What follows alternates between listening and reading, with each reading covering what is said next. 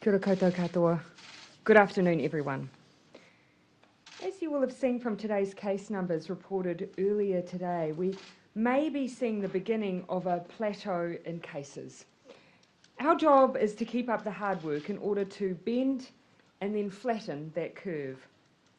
We are doing really well, and we have evidence that what we are doing is working, but caution is still required.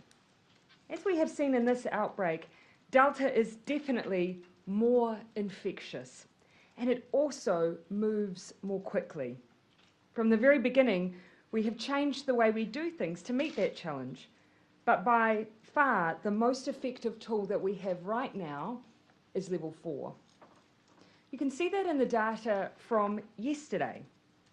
Of the cases reported yesterday, roughly half were household contacts.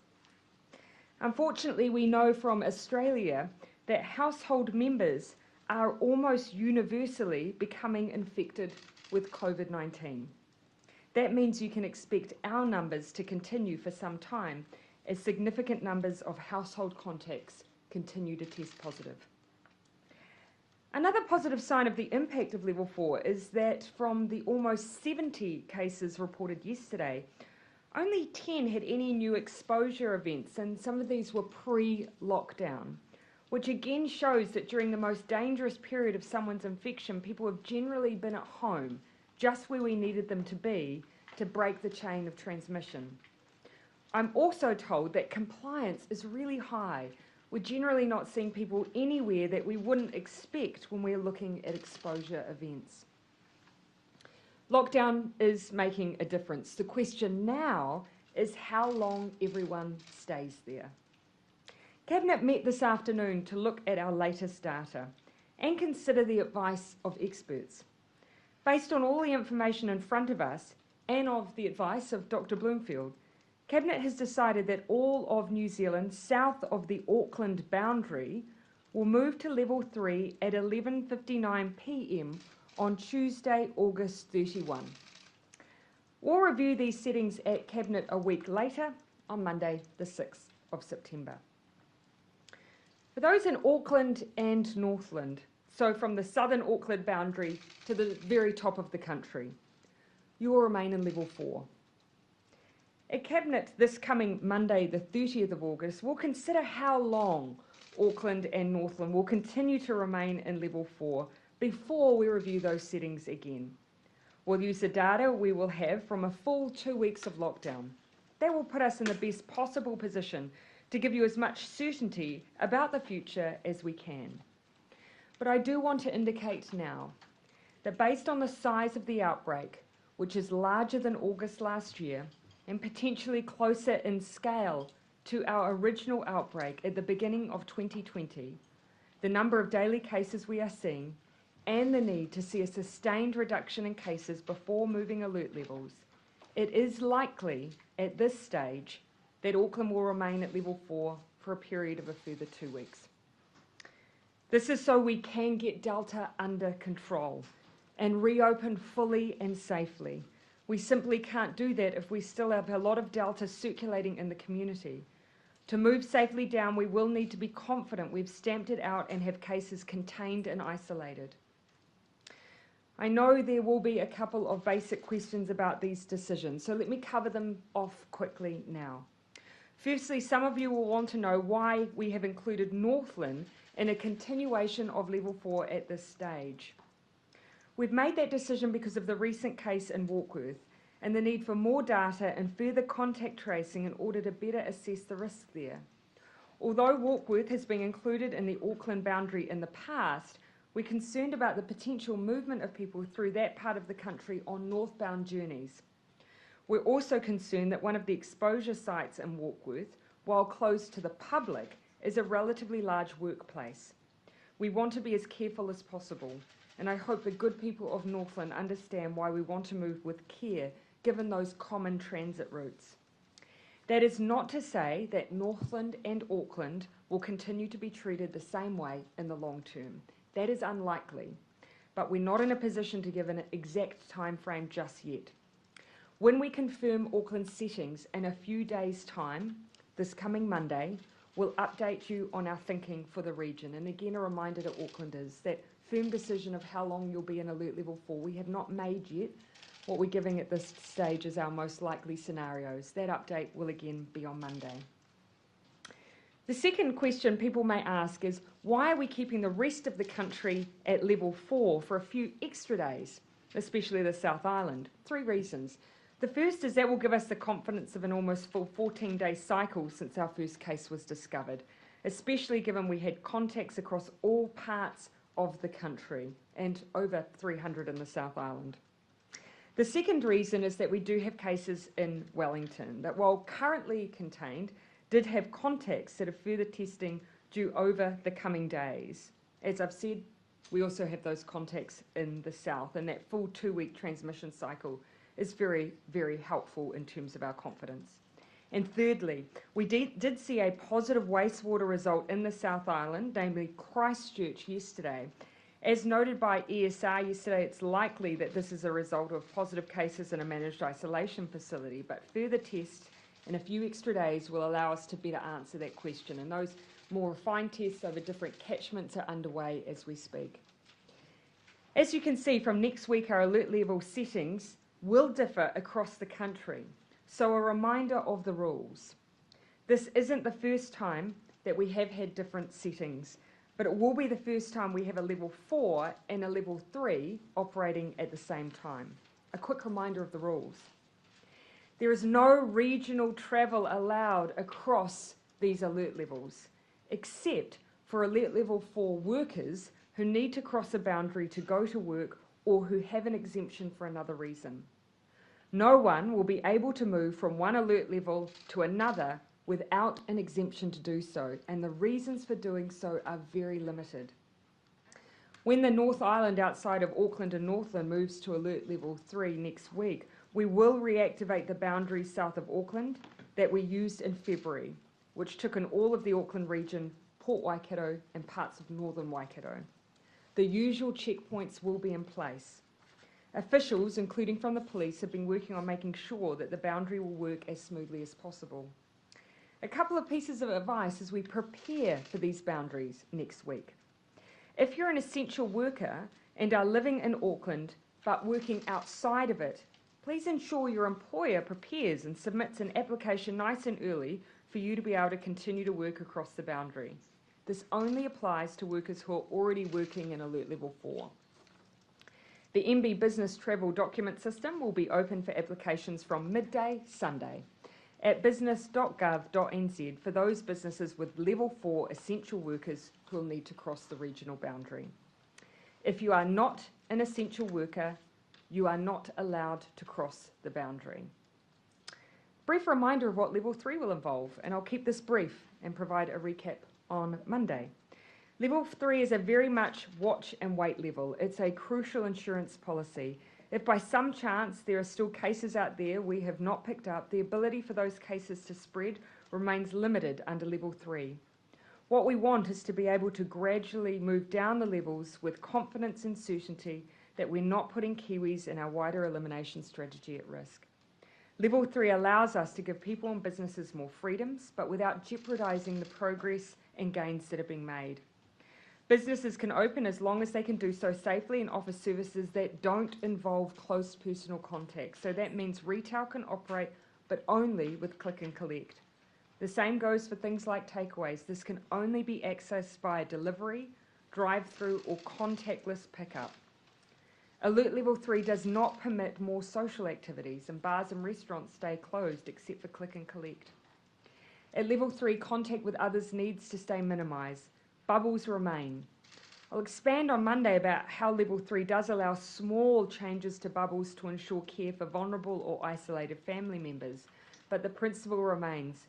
We want you to limit contact as much as possible and stay home as much as possible. That's also why at level 3 children should only go to school if their parents are required to work and there is no option available. Ultimately, schools for the most part do remain closed except for those workers where there are no other options available for their care of their children. Public venues remain closed. Gatherings outside your bubble are not permitted with the exception of groups of 10 for wedding services, funerals and tangihanga. Masks continue to be important at level 3 as well. Mask wearing is mandatory for workers in any business and services that are open and outwardly facing.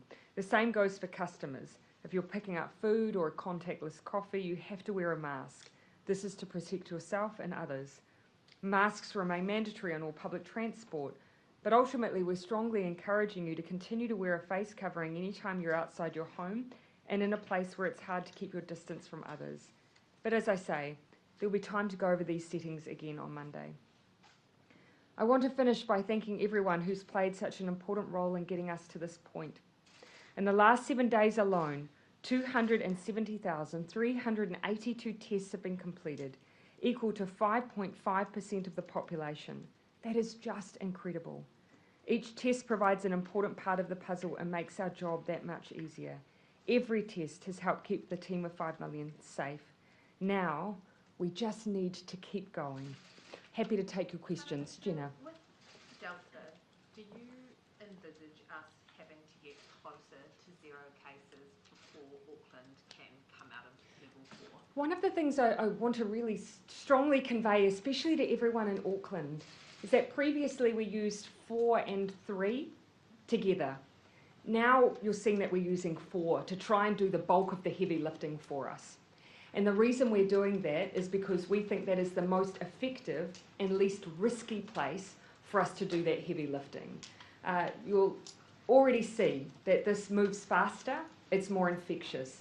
So reducing down the contact with people at the most critical stage of this outbreak is so important, which is why we're trying to give an indication of our early thinking, and that ultimately for the heart of where this outbreak is, level 4 is better than where we previously might have used level 3. And I think possibly a lot of Aucklanders would have felt quite an immense amount of shock hearing that today. How important is it that they stick to the rules of level 4? So important. What I would say to Auckland and all of New Zealand, what you are doing is working.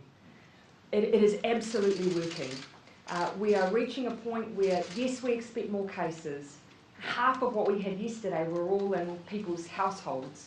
So it's their family members who, unfortunately, if it gets into your family, it looks like it gets everyone. So we do expect those numbers, will continue to be high.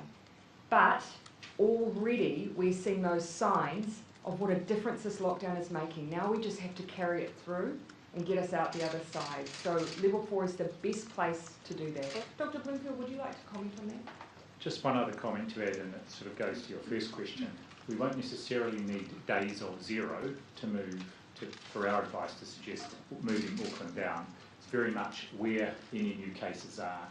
And even now, and certainly over the coming week or two, we will be looking for any cases that are popping up unexpectedly. Cases that are already in isolation or sort of expected because they're part of household bubbles won't present any risk to the community. The one final thing, if I may, we as a cabinet and with Dr. Bloomfield, because he presents to us directly and he stays for the conversation.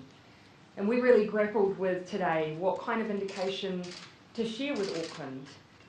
But the indications from health are already there that this is likely to be required. So we wanted to share. That's been shared with us.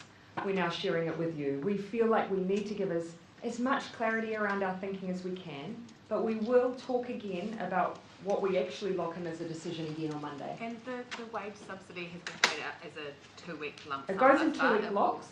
Yep. I'm assuming that will be extended for... Yes, so it continues to be available in 2-week blocks. There is a reapplication every 2 weeks, and in part that's because some people will be in parts of the country where their status and situation may change. They might be a business that can operate fully at level 3.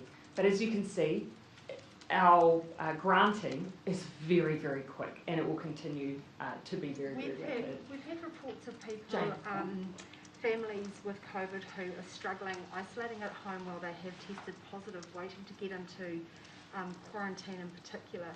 Can you give us an idea of how bad that problem is and how much of a risk that could be posing if they are not able to get quickly into quarantine? We are moving all of them into quarantine. So I'll perhaps start with a bit of an outline of the capacity that we have. We have 274 rooms designated for quarantine across the country. 285 rooms available for close contacts also. we do still have available rooms, and we're bringing on more than 200 as of this afternoon as well.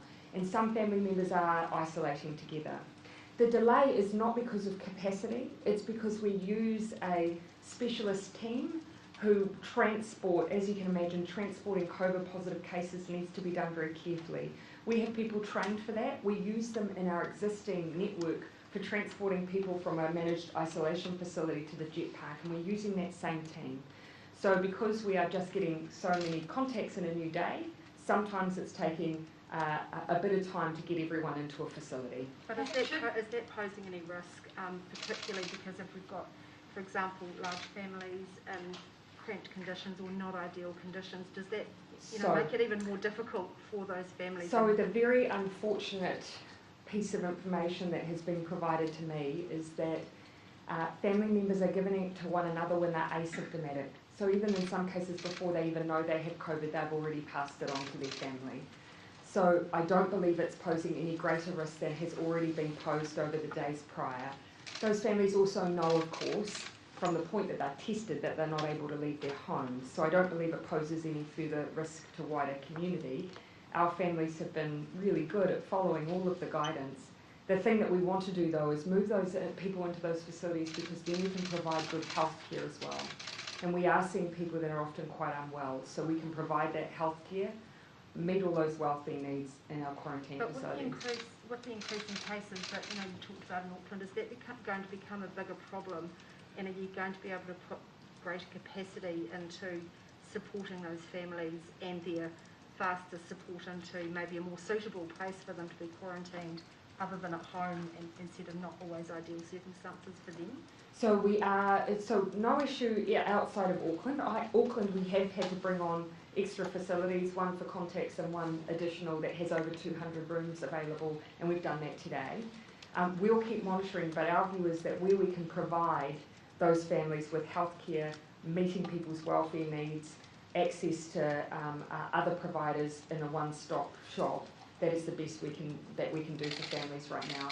On the safety concerns, Dr. Bloomfield, you might want to say something. Yes, just to add that it doesn't present any further risk if those people are isolating at home, and recalling that even our contacts self-isolate separate from the bubble, other people in their bubble. The point you've made is sometimes the family group is quite large, and so it's harder to do that. So those are the families that are prioritised for being moved. And also, very early on, the very first discussion is to make sure that any welfare or other needs that they may have are being met.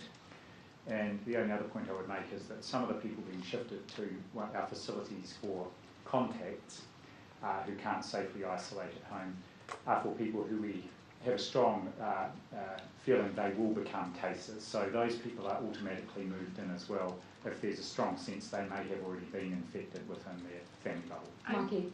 A worker at an Auckland rest home has tested positive for COVID. How concerned are you given our experience from previous outbreaks and what's being done to protect residents? That's in Walkers? Sorry, just clarifying your question, yeah. So you will have seen that we have, connected to our Walkworth case, you will have seen that we do have an essential worker that works in an aged care facility who is fully vaccinated, who has tested positive. Across our aged care facilities, remember that we prioritised those facilities and workforce for testing. Across that network in the Auckland Northland region, my recollection is that we have an 88% of residents across the Auckland metro region who were vaccinated with their first dose. Across Northland, 78%. My understanding is for this particular facility in question, at the time that we had vaccinations offered, the uptake rate for first dose was around 73%. Dr. Bloomfield can speak to the fact that sometimes why that rate might not be 100%, and also what else he knows of this case. Yes, a couple of comments. The first is, of course, within rest home settings, that often there are residents who are being admitted quite frequently. So even if we vaccinate all the residents at one point in time, others will be being admitted to that facility. In this case, the DHB had a team go in there 3 times to support vaccination of staff and of the residents. I also want to point out, because it's alert level 4, this staff member and all others were using alert level 4 precautions, including full use of PPE. So that reduces the risk, as well as the fact the staff member was fully vaccinated. So was that staff member working in the aged care facility during level 4? Yes, as an essential worker, Yes. had done 2 shifts before they knew they were infectious. Yeah. I mean, that must be concerning for you, given the fact that it's such a confined space with people that are in the... This is exactly the reason that we worked hard to prioritise that essential workforce. So this was a fully vaccinated individual, and they were working in an environment that at the time the vaccination was rolled out, first doses were over 70%. And that's exactly why that was prioritised. Of course, we put an extra layer of precautions at level 4 in the way that staff are using personal protective equipment and so on. But as you can imagine, all of the protocols have set in around testing of residents and staff and so on, as you'd expect around the facility. Whose responsibility is it to make sure that all residents are vaccinated? Is that Ministry of Health, is it RPH, is it the care home? Well, all the DHBs worked very hard with rest homes or age residential care facilities to ensure that every one of them had the opportunity to have staff and residents vaccinated. Of course, some residents and or their whānau may decide not to be vaccinated, which they can do, and some, particularly who may be near end of life, that's obviously a decision they make there. But the other point is, as new residents are admitted, all our rest care facilities have got primary care or general practice associated with them, so there's a mechanism for newly admitted residents to be vaccinated as well. Do you believe that group 2 is widely finished though? Because they will be in group 2. Group 2 is 480,000, but it's probably only 410,000, 420,000. There'll be, the primary issues will be that there'll be residents who will come in during that period. There'll be residents who may change their mind. There'll be staff members who come on board. So there's almost just that need to get that constant availability. But there was a period, of course, we had a very focused campaign to try and reach people. So I've already had an indication that there are some residents in some places that are seeking to be vaccinated, having already been offered and changed their position. With Northland being included in that Auckland level 4 lockdown, will that change the resourcing? Will Northland see more resources going towards testings, vaccinations, and with half of the population in the far north being Māori, does that mean that we're going to see a ramp up in vaccinations for Māori in Northland? So we've kept Northland with Auckland for now, and that is unlikely to continue to be the case in the longer term, but we've done that for now, and that's very much because of what we've seen around some of those transit routes up into the Northland area. So it is a very cautious approach. Extra testing was put around the Warkworth case. So that was where we saw, of course, those concerns. But testing remains available, of course, in the upper parts of Northland as well, as it always has been. In terms of what we have been talking about is just generally the additional welfare needs that may arise out of Auckland and Northland. And Minister Sepuloni will have more to say on that tomorrow, because that has been a focus of our discussions. Perhaps on anything on Northland testing further? Just to say that Northland's obviously surged up its testing capacity, and testing rates have also gone up since the start of this outbreak. And I guess it's a message to anyone, anywhere in the country, these next couple of days, if you have symptoms wherever you are, get a test, the sooner the better, because then we can process it and we've got as much information as possible to inform. Can I say that as well for the South Island and for other parts of the country? We've given you an indication of what our intention to do is on Tuesday, but we absolutely still want symptomatic people tested.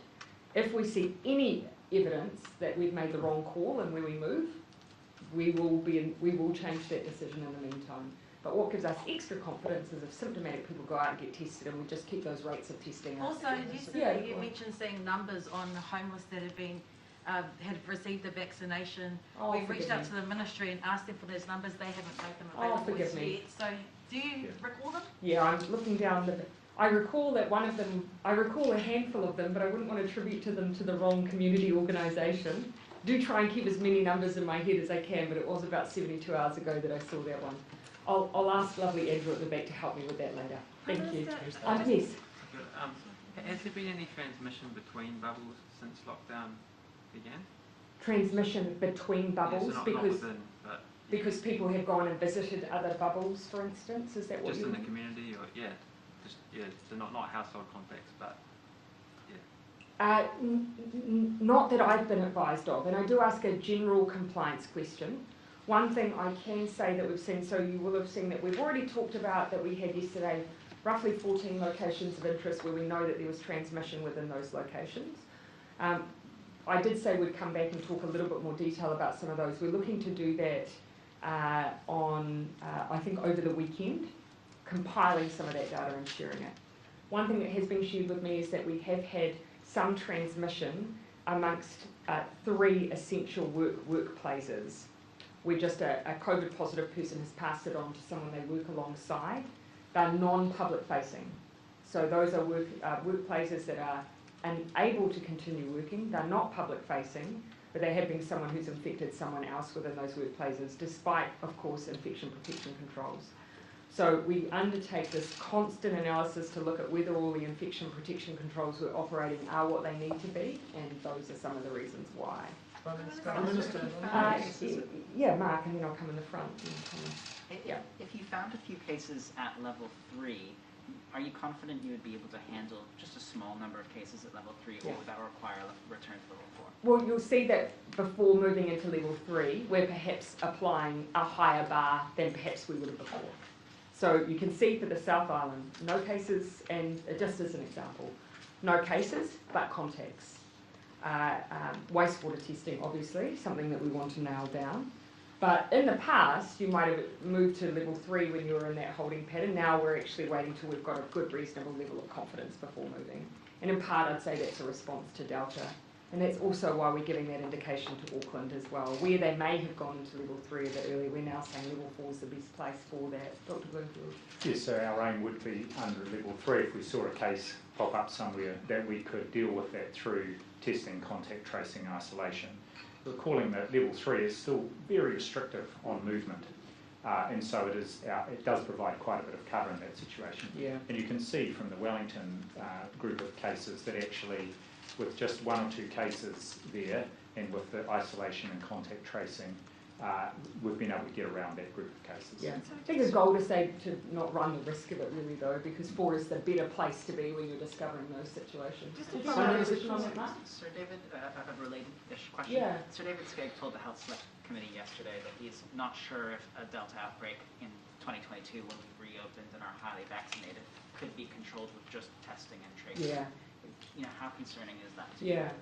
So look, what we've said, of course, is our focus in the here and now is elimination. Professor Skegg absolutely agrees with that. So do so many of the other experts that have featured so heavily in our decision making and our advice. And so that is our absolute focus. All the while, vaccinating as quickly as we can. And New Zealanders are doing a fantastic job in that campaign. When it comes to what we do in 2022, it is fair to say that we're seeing some of the things that are challenging contact tracing. The fact that whilst this isn't documented in research and evidence, our public health units are observing very, very fast infection times. And so that does make contact tracing more challenging. So these are all of the things that I expect over the coming months we will look at, the same way we always have when we had Alpha and then Delta, and consider what that will mean for our strategy next year. But it doesn't change the fact that our number one strategy right now is elimination and vaccination, and every New Zealander can play their part in that. Prime Minister, last week the Otago epidemiologists said one of the potential options if the system is stressed is to suspend all flights. Is that something the government has looked at or has as an option? You know, every time we have a situation like this, of course we sort of think, just wouldn't it be easier if you could just seal off a country from its ports and from its borders, but you actually just, as a nation, you can't exist. So we have essential goods and supplies that come in via air freight. That involves our people being in contact with others. Our ports are essential to the importation and export of goods. It's I don't think fair to say that the only risks that's presented are by travellers. It's not. It's by any contact with the outside world, and it is almost impossible to exist without that contact. When it comes to inbound travellers, we can't close off ourselves to our citizens. So we have an obligation under the Bill of Rights to allow our citizens to return to their place of citizenship, and we need to continue to allow that. So But what we can do is make it as safe as possible. So just yesterday you said that you didn't want to have lockdowns ongoing. Correct. How could you avoid a lockdown though when if there's a breach, the infections are so fast? Surely you'd have to do another nationwide. That is what I've been talking about over the lifetime of COVID. We know COVID's not going away quickly, but our strategy with COVID can evolve and already has. As we have new tools, we use them. The latest tool that we have available is vaccination. It will make a bigger difference to us if we are able to get as many people as possible vaccinated. And the one thing I'd point to is that some of the countries where you are seeing outbreaks, they actually don't have quite as high vaccination rate as it may appear. And so it can make a difference if you have a large number of people vaccinated. Jane? Is Northland facing another 2-week lockdown getting anything to do with Aucklanders potentially travelling up? You know, the reports of people going to holiday houses and anything, when you talk about transit routes. Yeah. And can I clarify one of your responses when you said that if you'd been overcautious, you might look at it or recheck that? Would that mean that Northland could come out earlier, or are they in it? So right now, Auckland and Northland, we're keeping them in the same position. So in the rest of the country next week, early next week, moves to 3. Auckland and Northland will stay at 4. On Monday, we'll give the timelines around absolutely confirm how long that will likely be. I've given an indication today that we believe Auckland is likely to need another 2 weeks. It is unlikely that Northland will be in the exact same position as Auckland for all of that period, but we'll give a bit more detail on that early next week. What I would say though, right now, no one should move. 3 or 4, both levels, don't allow regional travel. And so no one should be moving. There is no advantage to moving, particularly into the north where we're keeping it at the same alert level. But has there been risk posed in the initial start of the lockdown? Is that any consideration, or is that just part of what happens? We haven't seen any risk posed by that, no. I mean, what we've seen with the case that we've got at the moment is someone who was at a location of interest before lockdown and has gone home. Yeah, I'll just try and hand around those who haven't had a question yet. Thomas in the front. ProCare, which I understand is a network of GPs, is apparently told its network that from a variety of sources are telling them that children under 12 have been given the COVID-19 vaccine, despite that not being approved. Are either of you aware of this, and what's your response to that? I couldn't comment on that, Dr. Woodville. I'm certainly not aware of it, so I'll follow that up. But what I would say is that the COVID immunisation register has a very clear cut-off, and so unless the date of birth put in there is over the, it means that the person is 12 or over, then they cannot cannot be included in the COVID immunisation register. And also there is a requirement on the staff who are registering people to make sure they are checking the age and verifying the age. Presumably, if that was happening, I mean, I'm not implying it's simply a mistake. It could be the case that some GPs are taking it on their own to. Presumably they wouldn't be registering these children. I mean, so you're saying that there's somehow some kind of I'm not fully black sure. Look, market of vaccinations for children? So what I would say is we are watching the evidence very, very closely for efficacy and safety in children under 12, and we will be moving quickly to provide advice to government when that evidence becomes available. And one of the reasons why we keep strongly supporting an elimination strategy is because we want to have that evidence and to be able to vaccinate our under 12s. But in the meantime, we have plenty of people who need to vaccinate 12 and over, and parents should not be seeking vaccination for their children under 12 because the evidence is not yet there. Prime Minister, on vaccine. I'm going to come across here and then sweep back then. Thank you. The airlines have different views on the Trans-Tasman bubble, which is of course coming up for review in the next couple of weeks after that initial 8-week pause. Qantas says it doesn't expect to be able to fly until mid-December. Air New Zealand says it might be back by November, but not under the bubble arrangement. So are you giving advice to the airlines on what to expect? Where do you think this is coming from, and what do you think? No, we haven't received any advice, so we've given no advice. And as you can imagine right now, that is just not where our thinking is at. I mean, we're obviously trying to ensure that we're looking after all New Zealanders, getting us back to the best position possible. It's very clear that a bubble right now is just not a goer.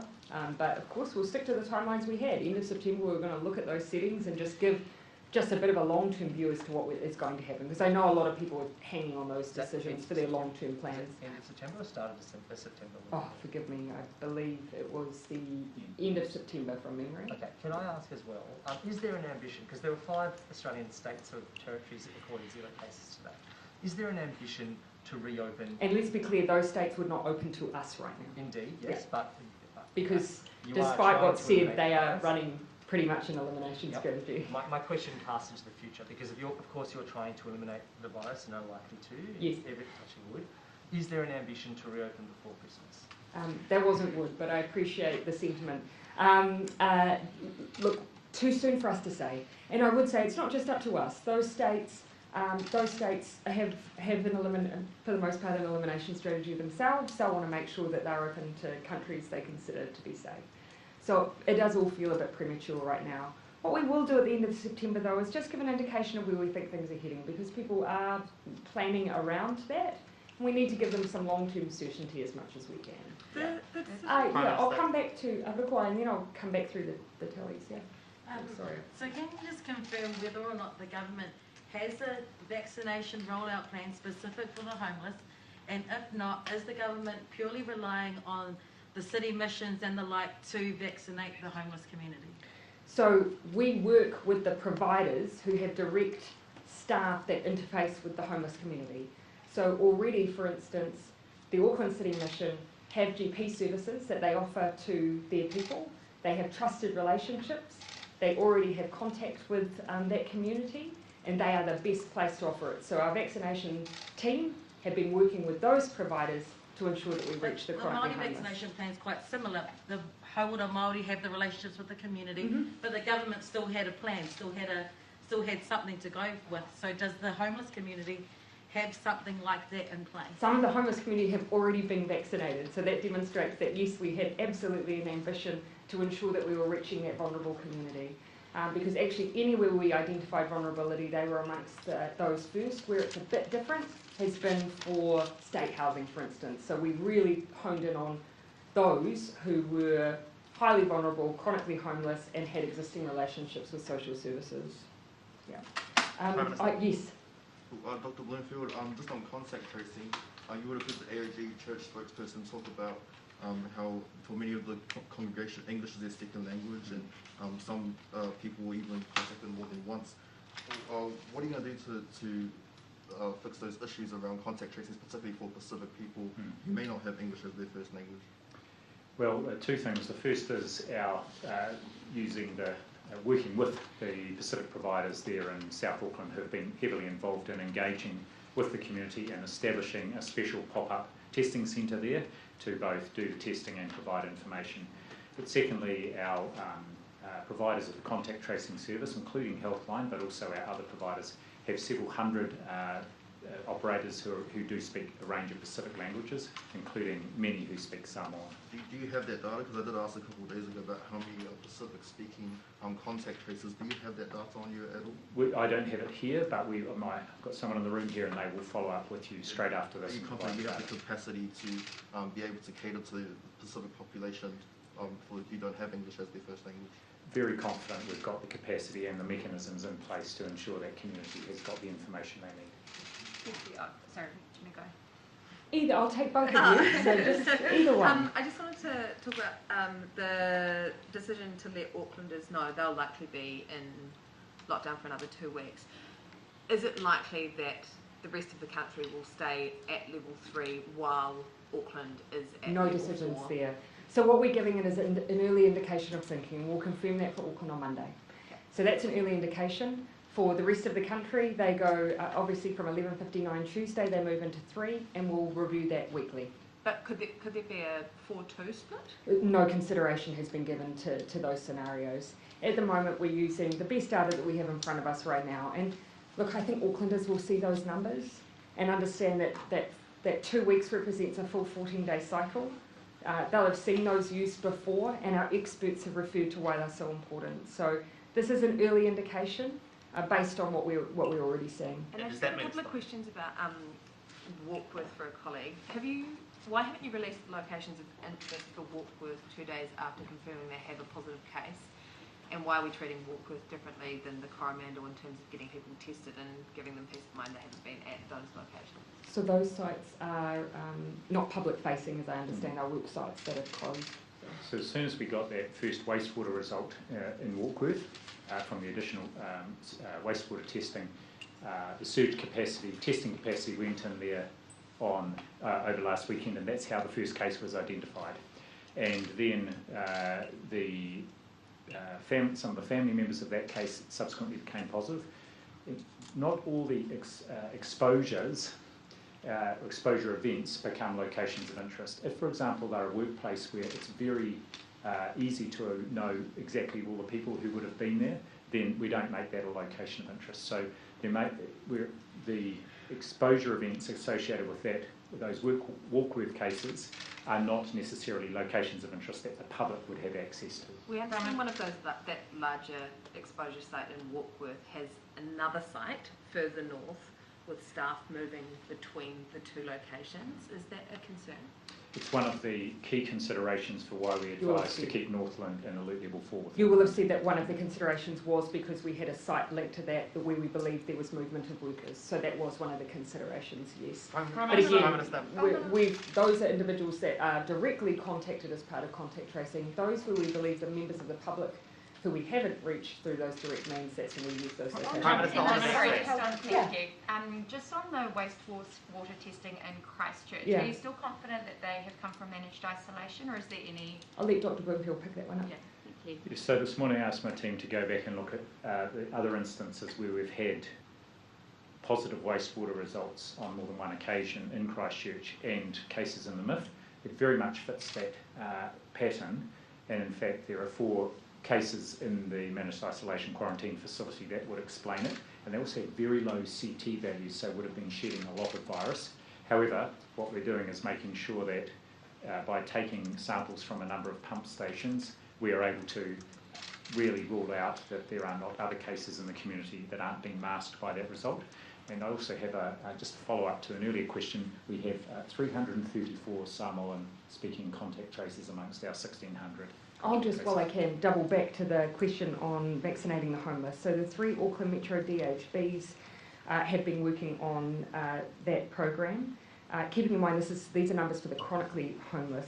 They've been offering vaccinations via a GP clinic at the Auckland City Mission, and so far they've vaccinated 89 homeless, including 33 Māori.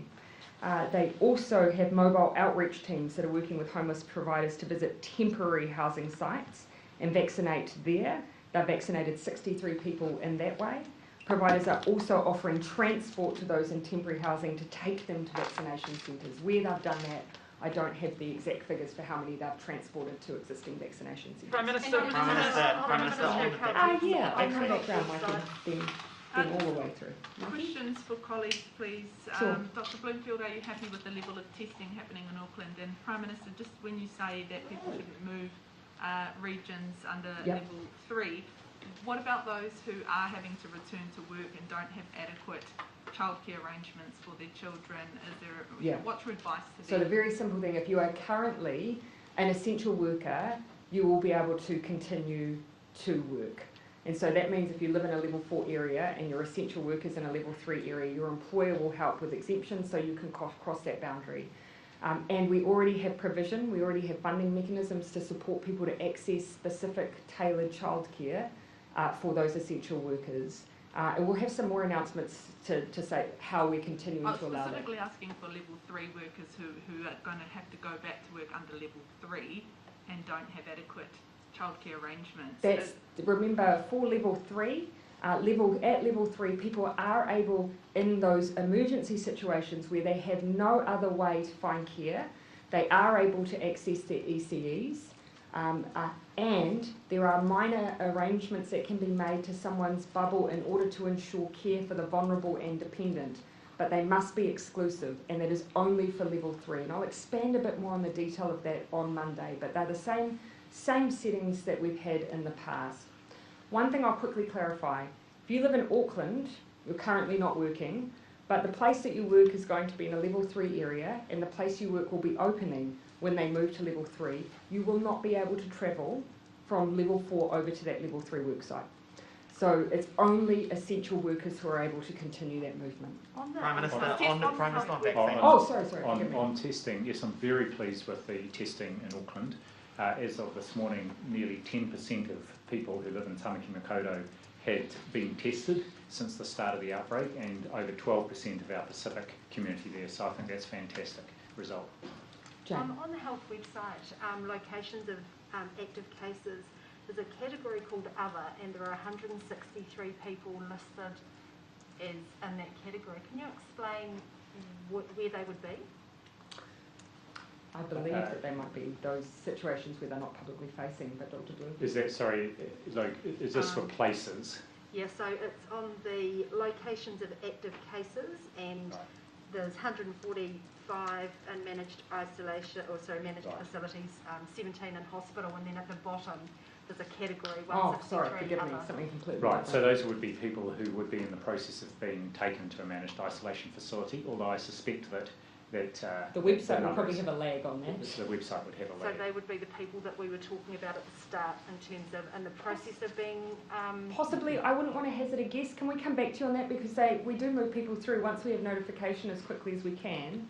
Obviously moving them is a faster process than probably updating the website. We have sought clarification from the Ministry. Can we seek extra specific clarification about what that category is and who they would be after? Yes, indeed. We can do that. Prime Minister, on the vaccine, 90,000 doses. Yes. Over your weekly average, you could probably just skate by without running out of supply. But if you had a lot more days of 80 plus on the current kind of weekly shipments, you would run out. Have you talked to Pfizer about getting larger weekly shipments, or are you looking to use the booking system to trim down the amount of vaccines every day? And the second question. Transmission rate. Do you have an estimate of the effective transmission rate currently under level 4? Is it below 1? I don't have that figure, I'm sorry, and it does get recalibrated, of course, every time we get new daily figures coming in, and I haven't checked any of the modelling in the last 24 hours. On vaccination, you're right, we are vaccinating at an extraordinary rate. We do receive our doses from Pfizer weekly, and you'll recall that we did flag that actually when we start getting very large shipments in October, and in the intervening period, you'll know, of course, that we've modelled around, very high rates, but what we're seeing at the moment is extraordinary. So we're working hard on a strategy at the moment to accommodate that growth, and I'll look to give you an update perhaps next week on that. In the meantime, you know that I love to hold up a good graph. Just for the memes. But this black line is New Zealand plotted against Australia, Canada, the US and the UK against their peak periods of vaccination, and it's against a percentage of population to try and make it a fair comparison. You can just see New Zealand skyrocketing and in contention at the moment to beat some of the peaks of Canada. So our goal at the moment is to vaccinate more people than any other country in the world, and at this rate New Zealand is doing very, very well. Prime Minister, can you rule out cancelling anyone's vaccine that's booked before the end? I'm going to stick to what I said, and I'm going to give you an update on our strategy to accommodate the huge growth in vaccinations next week. Prime Minister, both the Herald and the Guardian are reporting that Afghan interpreters have been left behind. In fact, they say that they feel betrayed by the New Zealand government. How could they have been left behind in this sort of situation? And what's your message to those that say that they're feeling betrayed? Well, as I've said, we had more people that we needed to get out than we have taken out. So we do know that there will be people for whom they may have had a visa issued or the ability to travel into New Zealand who we just weren't able to get out in time. I can't speak to who those individuals are. I can't speak to even whether some of them are citizens or permanent residents, or whether they were recently issued a visa. We have a number who are already en route. We are still processing those who were on that last airlift out, and after that we'll be able to give you a better sense of who it is we were able to get out. But when you ask why that was the case, you would have heard the Chief of Defence stand before you today and talk about the extraordinary measures that were taken to try and find people. Literally the Defence Force being issued with photos of people and going out and searching for them, communicating the best routes to try and get into the airport, including extraordinary crossing of different waterways and the like. It was an incredibly hard mission. We wanted to bring more, but we did bring at least several hundred people to safety. But the government turned down their application months ago. I mean, this could have all been prevented if somebody at a ministerial level just said, yes, bring them in, rather than denying them that application. So I can't confirm at this stage whether or not you're referring to someone who didn't have a right to travel to New Zealand or simply had a right but was unable to be evacuated. And I'll get a better sense of that once we've finished processing the people who currently aren't even in New Zealand. But what's your message to them, the ones that have been left behind and are feeling betrayed by New Zealand? Oh, we went through extraordinary efforts to try and bring home as many as we could who were either New Zealanders or who had supported New Zealand. But the devastating thing is that we weren't able to bring everyone, and now we need to look to see what we can do for those who remain. I'm just mindful of who I haven't perhaps done. So I'm going to take maybe three more. Mark, and then Thomas. In April last year, when some parts of the country had gone quite a while without a new case, and there were still cases cropping up in other parts of the country, the government decided not to move down alert levels regionally because they were worried there might be some cooperation issues. If some people, say in Auckland, saw others having much lower restrictions. Is that something that you're worried about this time? Obviously, we've done that since, but level 4, level 3. Right at the beginning, we were worried about the management of boundaries, right, very, very early on. And since then, we've operated boundaries under some challenging conditions where actually you've been able to have regional movement.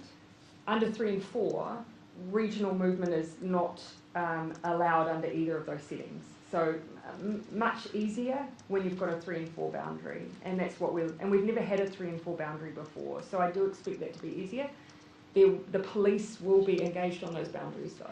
Yeah. Hey, you wanted Thomas, and then I'll come back to you. Were any determinations or decisions made since this morning by Cabinet around New Zealand citizens in Afghanistan and any support? Will that come later in days' time? No, today we focus very much on COVID. It was COVID papers today. We have asked those ministers to bring that advice to Cabinet, though. I can't give you a timeline at this stage. One of the things we do need to know is just how many we may not have been able to bring out. And as I said right at the beginning, you'll remember that we know how many people who are from Afghanistan who hold New Zealand visas, but we don't know where in the world they are. Not all of them will be in Afghanistan. So it's strictly with Kiwi citizens who are still there, though? Yeah. I mean, it's Monday, basically, before there might be any more word, is that right? Yes, and longer.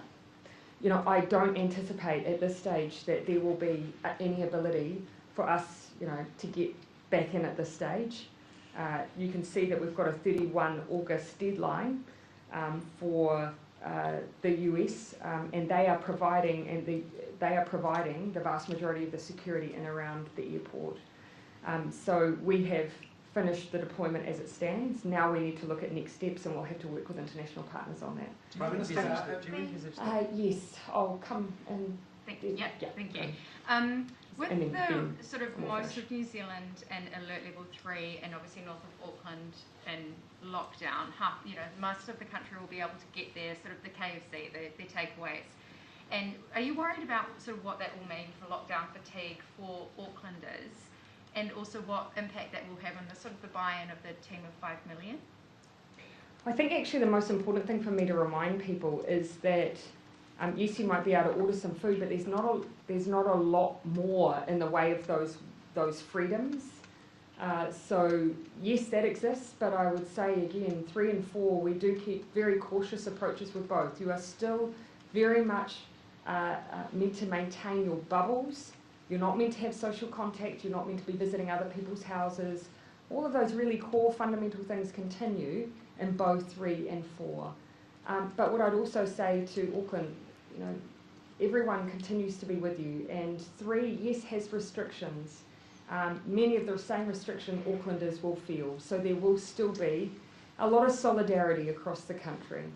Okay, I think I did call last question on Ben. Do you envisage Parliament operating the same way next week? And secondarily, the ousted and it appears beaten Prime Minister of Samoa has accused New Zealand of undermining the election and potentially wanting a female Prime Minister in the job. Is there anything you could say to that sort of person to assuage him of those views? Yeah, I mean, you sit and listen to me day after day when asked about the domestic politics of other countries, that we are always extraordinarily careful to ensure that we respect the sovereignty of other countries and their electoral processes. And I can assure you I do that publicly, I do that privately. So we absolutely maintained that perspective and position all the way through. It was only once you saw some of those final declarations by the court that we then moved to congratulate the incoming new Prime Minister of Samoa. On the first question, which... Are you going to undermine New Zealand democracy as well? Oh, I'm a New Zealand democracy. So as I said, we wanted to use this last week to see if there were enhancements we could make to enable the one element of Parliament that we haven't had this week, which is question time. And I believe there are solutions on the table to overcome that. So I'll leave it to Minister Hipkins and the Business Committee and the Speaker. But certainly we've been very open to that, because that is the one thing that's been missing. I would say, though, that you'll see there's been a lot of scrutiny provided via live broadcasts of ministers providing hours of time where they're being available for questioning from members, and that usually only happens a couple of times a year. Thank you, everyone. Do look after yourselves. There will be no live update at 1 o'clock tomorrow, but I will be back on Sunday.